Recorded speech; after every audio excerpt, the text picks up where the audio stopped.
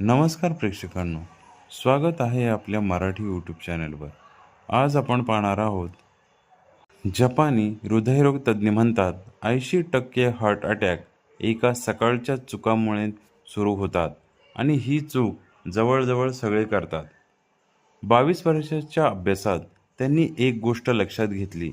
बरेच लोक दिसायला फिट, वजन नॉर्मल, धूम्रपान नाही, घरात इतिहास नाही, तरी 40-50 वयात हार्ट अटॅक येतो. कॉमन चूक काय?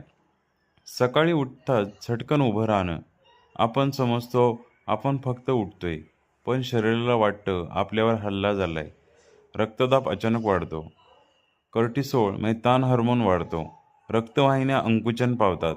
पहिल्या 60 सेकंदात तुमच्या हृदयाचा पुढचा 24 तास ठरवतो. काय करायचं? जपानमध्ये वापरली जाणारी पद्धती. पहिलं, उठल्यावर लगेच उभं राहू नका.